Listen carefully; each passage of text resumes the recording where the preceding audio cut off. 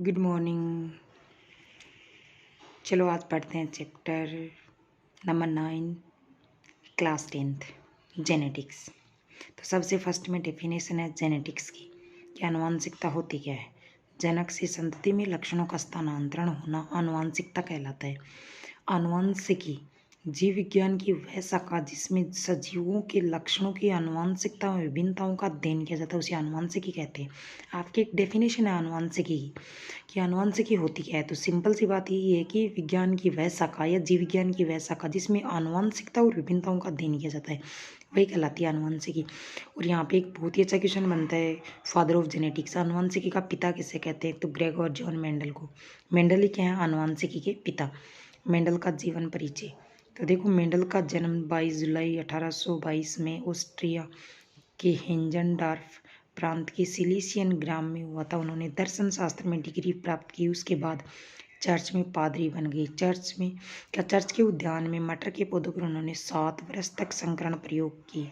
और यहाँ से भी एक बहुत ही अच्छा क्वेश्चन बनता है, मेंडल ने कितने वर्षों तक अपना प्रयोग किया था। 7 वर्ष तक संकरण प्रयोग के आधार पर आनुवंशिकता के नियमों का प्रतिपादन किया जिन्हें मेंडलवाद कहते हैं। तो मेंडल ने जो नियम दिए थे वही कहलाते हैं मेंडल के मेंडलवाद। एक पॉइंट है यहाँ पे, बहुत ही अच्छा पॉइंट बन रहा है, नोट इम्पोर्टेंट है। देखो मटर का पादप 1 वर्षीय होने के कारण कम समय में अनेक पीढ़ियों का अध्ययन किया जा सकता है, इसीलिए मेंडल ने मटर के पादप को चुना। छोटा सा क्वेश्चन बनता है, मेंडल ने मटर के पादप को क्यों चुना। तो मटर का पादप है वो 1 वर्षीय पादप होता है और कम समय में उससे अनेक पीढ़ियाँ प्राप्त कर सकते हैं। जैसे मान लो अपन एक मटर का प्लांट लगाएंगे, 2-3 महीने के बाद में उससे नई संतति मिल जाएगी। तो कम समय में अपने पास नई बीज नई संतति स्टडी के लिए मिल जाती है, इसलिए उन्होंने अपने प्रयोग के लिए मटर के पादप को चुना था। तो बहुत ही अच्छा क्वेश्चन बनता है, मेंडल ने अपने प्रयोग के लिए मटर के पादप को क्यों चुना। ठीक है, फिर आगे मेंडलवाद। तो देखो मेंडल द्वारा दिए गए वंशागति के नियम लगभग 35 वर्ष तक उपेक्षित होते रहे। उसके बाद सन 1900 में 3 अलग वैज्ञानिक हुंगो डी व्रीज, कॉल्स, कॉरेंस व सेरमेक ने अलग अलग कार्य करते मेंडलवाद की पुनः खोज की थी। तो मेंडल के नियम हैं वो उनकी खोज करने के बाद लगभग 35 वर्ष तक तो उस पर कोई स्पेशली ध्यान ही नहीं दिया गया। उसके बाद 3 अदर वैज्ञानिक आए और तीनों वैज्ञानिकों ने मिलकर के मेंडल के जो नियम थे उनकी पुनः खोज की। उसके बाद में मेंडल के नियमों की मान्यता मिली थी। अब देखो मेंडल द्वारा किए गए जो शब्द हैं उन कौन कौन से शब्दों का मेंडल ने यहाँ पे प्रयोग किया था कि अपने जो एक्सपेरिमेंट किए थे, अपने प्रयोग किए थे, उसमें कौन कौन से वर्ड्स उन्होंने यूज में लिए थे। तो सबसे फर्स्ट में वर्ड लिया था कामिक कारक। मेंडल ने जब प्रयोग किया तब गुणसूत्र व जीन की खोज नहीं हुई थी, इसलिए मेंडल ने लक्षणों को नियंत्रित करने वाली संरचना को कारक कहा। जब मेंडल ने अपने एक्सपेरिमेंट किए थे ना, उस वक्त है वो गुणसूत्र का वर्ग में भी गुणसूत्र की और जिन दोनों की खोज नहीं हुई, इसलिए उन्होंने गुणसूत्रों को ही किसका नाम दिया था यहाँ पे, कारक। संकरण 2 सजीवों के क्रॉस से जीव उत्पन्न होने की प्रक्रिया को संकरण कहलाती है।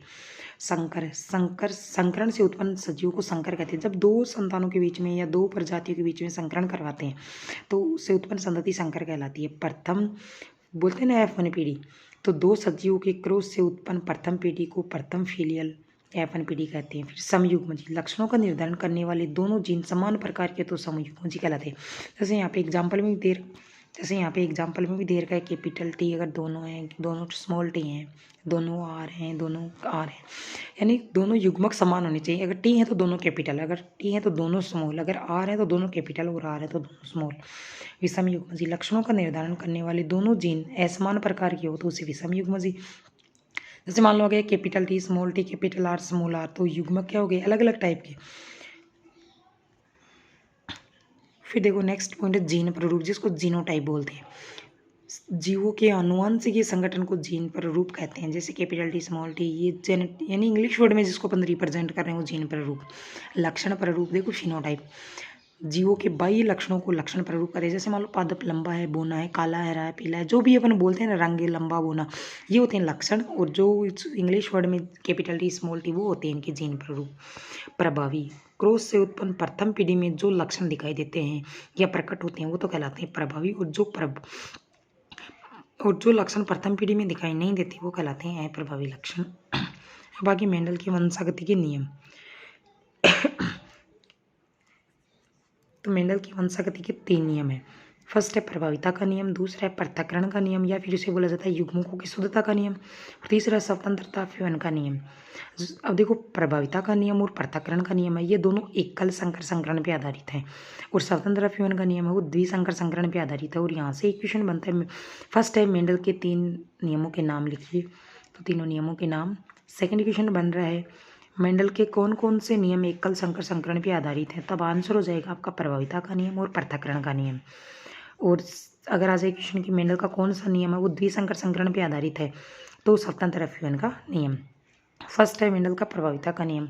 देखो मेंडल ने शुद्ध लंबे व शुद्ध बोने पौधों के बीच क्रॉस करवाया तथा F1 पीढ़ी प्राप्त की। F1 पीढ़ी में देखा कि सभी पौधे लंबे प्राप्त हुए, अर्थात लंबेपन का गुण प्रभावी रहा और बोनेपन का गुण अप्रभावी रहा, इसलिए इस नियम को प्रभाविता का नियम कहते हैं। कि जब क्रॉस करवाया तो देखो इसका आउटलाइन डायग्राम देखते हैं।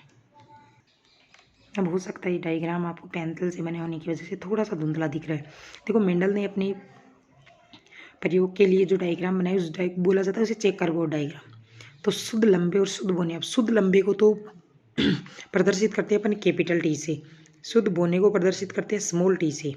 इनमें अर्धसूत्री विभाजन हो गया, अर्धसूत्री विभाजन होते ही दोनों अलग अलग युग्मक बन गए, कैपिटल टी अलग स्मॉल टी अलग। अब देखो इसमें संकरण करवाया तो ये थोड़ा सा टेढ़ा मेढ़ा दिख रहा है, capital T small T, capital T small T. देखो इधर कैपिटल टी का स्मॉल टी के साथ में, हर एक कैपिटल टी का स्मॉल टी के साथ में, तो पूरी की पूरी संतति कैपिटल और स्मॉल, कैपिटल और स्मॉल के जो पादप होते हैं वो सारे के सारे पादप कहलाते हैं लंबे पादप, क्योंकि लंबेपन का गुण बोनेपन के गुण पे क्या है, प्रभावी। ये है आपका आउटलाइन डायग्राम। नेक्स्ट पृथक्करण का नियम। संकर संतति विषम युग्मजीय होती है। देखो डायग्राम में संकर संतति, इसमें आगे देखेंगे ये वाली जो संतति है विषम युग्मजीय आ गई, कैपिटल टी स्मॉल टी, तो इसे बोला जाता है संकर संतति। तो इसी पे डिपेंडेंट है पृथक्करण का नियम। संकर संतति विषम युग्मजीय होती है, लक्षणों का निर्धारण करने वाले दोनों जीन लंबे समय तक साथ साथ रहते हैं परंतु एक दूसरे को संदूषित नहीं करते हैं। जब एक पीढ़ी से दूसरी पीढ़ी में गमन करते हैं तो शुद्ध रूप में प्राप्त होते हैं, तो इस नियम को युग्मकों की शुद्धता का नियम भी बोला जाता है। इसे बोला जाता है पृथक्करण का नियम या फिर युग्मकों की शुद्धता का नियम। अब ये जो युग्मकों की शुद्धता का नियम है इसका डायग्राम। अब देखो युग्मकों की शुद्धता के नियम के बारे में अपन ने आउटलाइन डायग्राम प्राप्त किया, capital T small T, capital T small T के बीच में संकरण करें, विषम युग्मजीय संतति प्राप्त हो गई। फिर तीसरा नियम है स्वतंत्रता फ्यूजन का नियम। मेंडल ने 2 जोड़ी विपर्यासी लक्षण, देखो बीज का आकार और दूसरा लिया है रंग, 2 हो गए ना लक्षण, को लेकर संकरण करवाया तथा F1 पीढ़ी प्राप्त की। F1 पीढ़ी में प्राप्त संतति से F2 पीढ़ी प्राप्त की और मेंडल ने F2 पीढ़ी में देखा कि लक्षणों को वंशागति स्वतंत्र रूप से हो रही है, अर्थात एक लक्षण की वंशागति का प्रभाव दूसरे लक्षण की वंशागति पर नहीं पड़ रहा है, अतः एक पीढ़ी से दूसरी पीढ़ी में स्वतंत्र रूप से गमन कर रहे हैं, इसलिए इस नियम को स्वतंत्र फ्यूजन का नियम कहते हैं। और इसका आउटलाइन डायग्राम देखो, इसमें एक लक्षण है आपके पास शुद्ध गोल, दूसरा वाई वाला शुद्ध पीले, इधर है शुद्ध झुर्रीदार और इधर है शुद्ध हरी। कहने का मतलब एक तो रंग है पीले और हरे और एक आकार है गोल और झुर्रीदार, इनके बीच में संकरण करवाया। युग्मक F1 पीढ़ी में सारी R Y Y R Y Y यानी एक जैसी संतति प्राप्त हुई है। जब अब इसमें स्वपरागण करवाते हैं तो देखो नर युग्मक मादा युग्मक के रूप में, और इसका लक्षण अनुपात है 9 3 3 1 और जीन पररूप और लक्षण पररूप। देखो फिनोटाइप 9 3 3 1 और जीनोटाइप है 1 2 1 अनुपात 2 अनुपात 2 अनुपात 4 अनुपात 1 अनुपात 2 अनुपात 1 अनुपात 2। इसको आप लर्न कर सकते हो 12 24 121 21 बस अनुपात का सिंबल लगाना है। फिर आ गया ये आधारित किस पे, द्विसंकर संकरण पे। तो द्विसंकर संकरण की डेफिनेशन है, द्विसंकर क्रॉस क्या होता है, देखो जब 2 जोड़ी विपर्यासी लक्षण जैसे बीज का आकार व रंग लेकर के संकरण करवाया जाता है तो उसे द्विसंकर संकरण कहते हैं। मेंडल के वंशागति के नियमों का महत्व, क्या महत्व है मेंडल के वंशागति के नियमों, देखो सजीवों में प्रभाविता के लक्षण का पाया जाना अत्यंत महत्वपूर्ण, क्योंकि हानिकारक है। प्रभावी जीन की उपस्थिति में अपने आपके लक्षण प्रकट नहीं कर सकते। जैसे मान लो अपने मनुष्य में बेसिकली देखते हैं बालों का काला रंग प्रभावी होता है, तो बालों पे जो काला रंग अगर है तो लाल रंग का इफेक्ट कम दिखाई देता है। तो काला रंग लाल रंग पे क्या होता है, प्रभावी होता है, तो इसे प्रभाविता का नियम भी बोला जाता है। मेंडल ने पृथक्करण के नियम की प्रस्तुति से जीन संकल्पना की जानकारी मिलती है। पृथक्करण के नियम के अनुसार एक पीढ़ी से 2 युग्मक विकल्पी होते हैं और ये दोनों अलग अलग लक्षणों को नियंत्रित करते हैं। ये था आपके चैप्टर नंबर 9 के कुछ पॉइंट। अब आगे उसमें एक पॉइंट रह गया अपना 6 क्रोमोसोम वाला लिंग निर्धारण वाला पॉइंट, जो आपको नेक्स्ट वीडियो में पढ़ाएंगे। अगर वीडियो अच्छी लगे तो लाइक कर देना, शेयर कर देना, सब्सक्राइब कर देना। और ऐसे ही हिंदी मीडियम 10th क्लास के नोट्स पाने के लिए कमेंट करना कि आपको कौन से चैप्टर के नोट्स चाहिए, वो नोट्स में सारे अपलोड करूँगी।